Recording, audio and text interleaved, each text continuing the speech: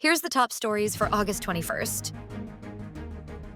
President Marcos honors Ninoy Aquino on his 42nd death anniversary and calls for reflection and reconciliation.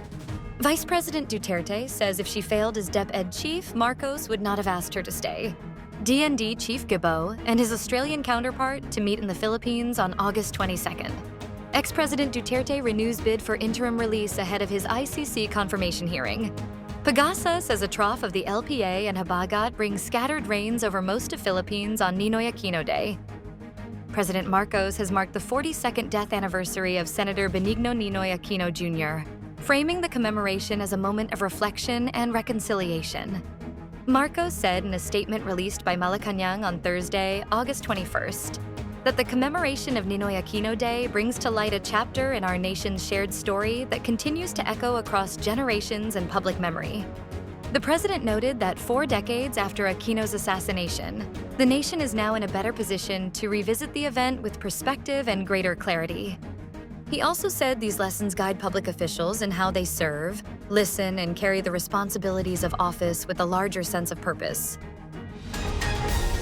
Vice President Sara Duterte rejected claims that she was a complete failure as Education Secretary, saying President Marcos's attempts to persuade her to remain in the cabinet prove otherwise.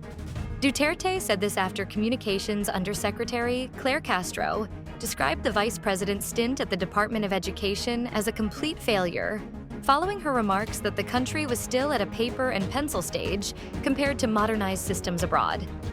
According to Duterte, the president urged her to stay, offered her another position in government, and even asked if she could help in the 2025 midterm elections.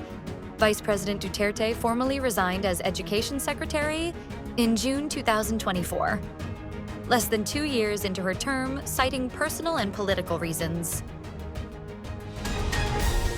Department of National Defense Secretary Gilberto Teodoro Jr. is set to hold a high-level defense dialogue with Australian Deputy Prime Minister and Minister for Defense Richard Marles on Friday, August 22nd.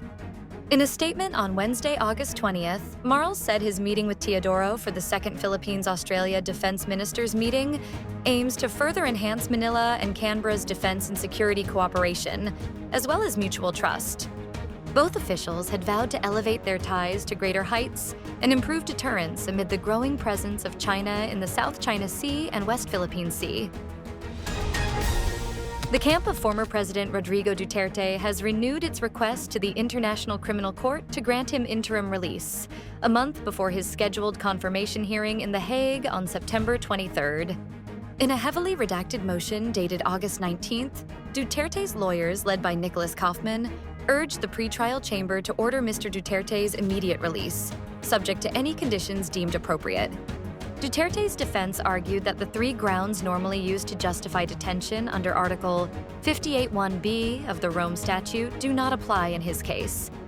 The motion maintained that he is not a flight risk, cannot interfere with witnesses, and is unlikely to commit further crimes if released. A low-pressure area east of Luzon and the southwest monsoon, or habagat, brings scattered rains and thunderstorms over most of the Philippines on Thursday, August 21st, during the observance of the Ninoy Aquino Day, said the Philippine Atmospheric, Geophysical, and Astronomical Services Administration. As of 5 a.m., the LPA was located 705 kilometers east of Infanta Quezon. Although still over water, its trough or extension is already affecting parts of Luzon and Visayas, bringing cloudy skies and scattered rain showers.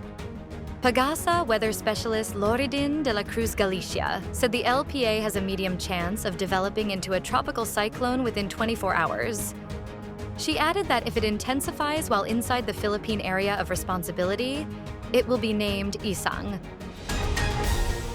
Stay updated with the latest news. Visit our website at www.mb.com.ph or follow us on social media. Thanks for tuning in to the Manila Bulletin Daily Rundown.